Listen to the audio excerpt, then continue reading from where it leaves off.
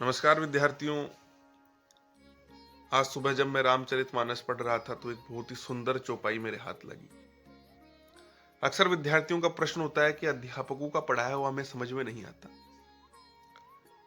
और मैं अक्सर उनसे कहता हूं कि समझना नहीं होता है, चीजों को केवल सुनना होता है, और वो भी अपनी मति के अनुसार।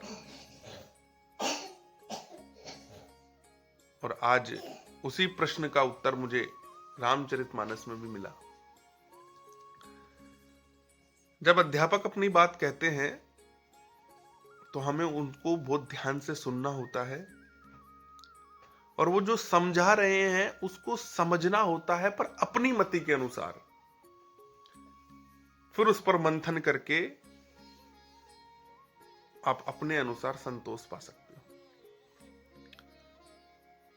इसी वक्तव्य को श्री रामचरितमानस में गोस्वामी तुलसीदास ने बहुत सुंदर चौपाई के अनुसार बताया कि जब उनके गुरुजी उनको राम कथा सुनाया करते थे तब वो उसको नहीं समझ पाते थे, क्योंकि उस समय वो बाल्यकाल अवस्था में थे, जड़ बुद्धि थे।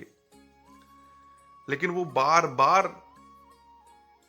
अपने गुरु की बात को सुना करते थे। वही सुंदर चौपाई में आप सबके सामने रख रहा हूं कि तदपि कहीं गुरु बारहि बारा, समुझि परी कछ मति अनुसारा। तदपि कही गुरु बारहि बारा, समुझि परी कछु मति अनुसारा। भाषा बद करीब में सोही, मोरे मन प्रमोद जेहि होई। मोरे मन प्रमोद जेहि होई। तुलसीदास जी कहते हैं कि गुरुजी ने जब बार बार कथा कही तब बुद्धि के अनुसार कुछ समझ में आई, वही अब मेरे द्वारा भाषा में रची जाएगी, जिससे मेरे मन को संतोष होगा।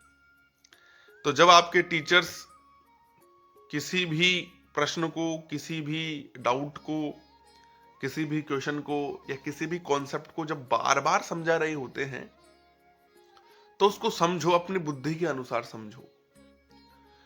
फिर तुलसीदास जी क्या कहते हैं कि अब मुझे जो समझ में आई है उसको मैं अपनी भाषा में रचूंगा। तो जो चीजें आपको समझ में आई है उसे अपनी एनालिटिक पावर से एनालिसिस कीजिए, यकीन मानिए आपको संतोष होगा।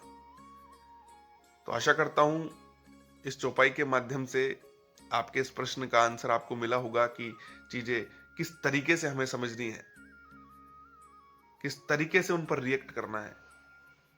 आप सभी का दिन अच्छा जाए, आप सभी खुश रहें, हंसते रहें, मुस्कुराते रहें, और अपनी परीक्षा की तैयारी बहुत अच्छे से करते रहें। जय हिंद, जय भारत, जय श्री राम।